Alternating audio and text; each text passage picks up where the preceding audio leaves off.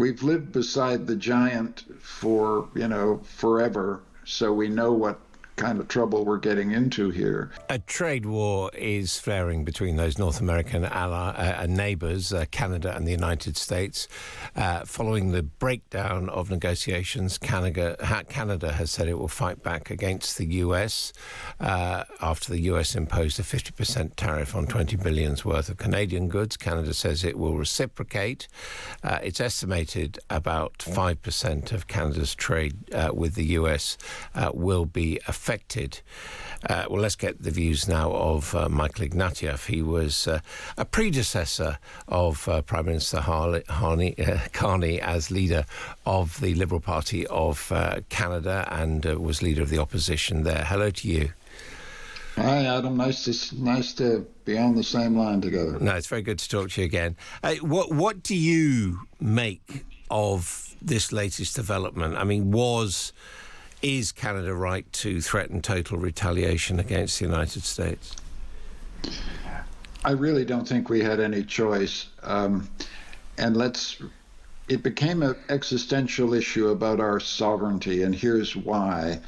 The supposed agreement that the Americans were insisting on would have tied our economic policy to Trump in the sense that we would not have been free conduct relations with Britain, with Europe, with Japan, or with China, unless we aligned with Trump's own tariff policies. Well, that means that we lose our economic sovereignty.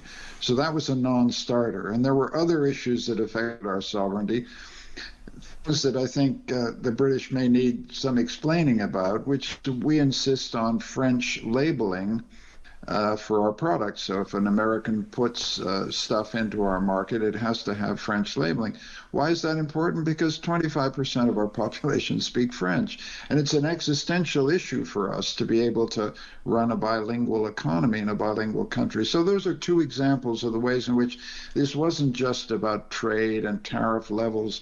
It really was about whether we were able to control the conditions of our sovereignty as a nation state. It was that important. And so this has, I think, got enormous support in Canada. Carney has got the country behind him on this one. But I suppose the American calculation is, in the end, if there's a trade war, it will hurt Canada more than it will hurt them. Oh, yeah. I mean, we've lived beside the giant for, forever, so we know what kind of trouble we're getting into here. The point of pressure on us, I think, is our automotive sector. We have, 100,000, 120, 30,000 people employed in southwestern Ontario, making cars that cross the border, 10 times. We've made stuff with the American auto industry for 60, 70 years very effectively. Trump wants to reshore all of that production to the United States. That's our greatest vulnerability, how we maintain the manufacturing sector in central Canada. And that's where we're vulnerable. But we have strengths as well. We're a huge supplier of oil and energy to the United States. Our electricity systems keep the northeast of the United States with their lights on. So we have cards too, and this now becomes a battle of political wills. But Carney goes into that battle with enormous support across the country. I just wonder whether, one political impact could be on the Alberta referendum, which is happening on separation. Alberta, strong in oil, strong in agricultural products, big exporter to the United States, and some politicians there quite like the MAGA approach, don't they? Do you think this could actually turn Albertan independence into a problem? It's a very interesting problem. It's not clear to me how this will play out in Alberta. My sense is that the problem with the idea of Alberta's separation is that you don't become an independent country.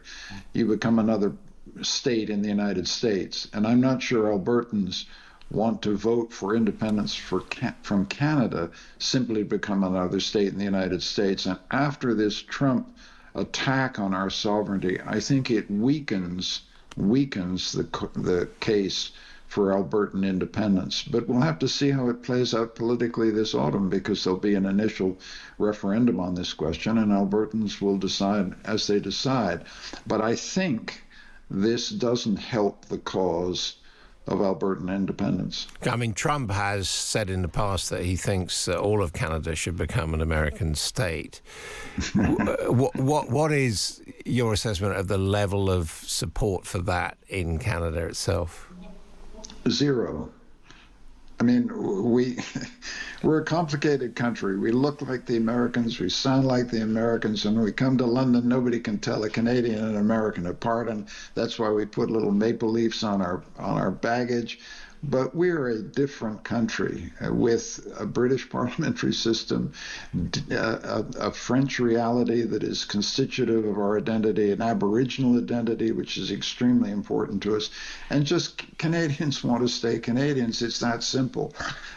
I think the story here that has enormous implications for Europe and also for Britain is whether you can maintain your sovereignty and independence faced with this kind of pressure. I know that Britain is involved in maintaining a digital services tax, for example, on American digital platforms.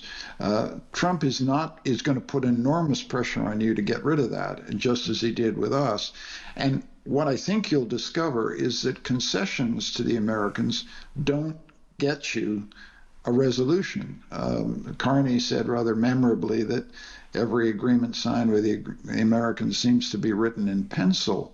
And I think Europe and Britain are going to discover what we've discovered, is that concessions in the end, which are sensible things to do. I'm all for concessions and moderation if you can get a good deal, but we've tried concessions and they just haven't worked. And I think there's a strong lesson here, both for Britain and for the rest, and for Europe. And Britain, of course, is closely allied to Canada. We share a head of state, amongst other things. Yeah. Do you think, and I know you're a philosopher in these areas, do you think it is viable to develop this vision of the middle powers getting together without the United States, bearing in mind that, Canada, the UK and the US are involved, in the Five Eyes, they're involved in AUKUS together. I mean, in the end, we're stuck with America, aren't we? We can't really get away from them. Well, Adam, I think, if you'll allow me to be slightly equivocal, two things are true at the same time. In 1945, when the New World Order was built, the United Nations was created, NATO and all that stuff, small countries like Canada, Australia, countries in Europe played an enormously important role. The world after 1945 wasn't just built by the United States, wasn't just built by the Soviet Union. Middle powers were very important. So let's not minimize our capacity to do important things together. But it does remain true, as you're suggesting, that if you don't have America at the table, you just don't have an international order at all. The big issue for me is that this just doesn't make sense for the Americans. It doesn't make sense for us, that's obvious, but it doesn't make sense for the Americans. The one advantage that America has in relation to China is an alliance system that connects, out in East Asia, Japan, the Philippines, South Korea. You trash this and you lose all the advantage you have in relation to China. The other alliance that America's had for 80 years is with the United Kingdom and with Europe. You trash that, you're throwing away these advantages. The one reason I'm hopeful that if we got a change of regime in America, we get the Democrats back, we get even a Republican administration back, that they've realized the true insanity of this. From the American point of view, they are throwing away all of the strategic advantages which the alliance structure created after 1945 gave them, first in relation to the Soviet Union, now in relation to China. This is what I don't understand. It just seems nuts from an American point of view. And that's why, as Canada faces this challenge from the United States, we have to get as many American politicians as we can saying, this is nuts, change course.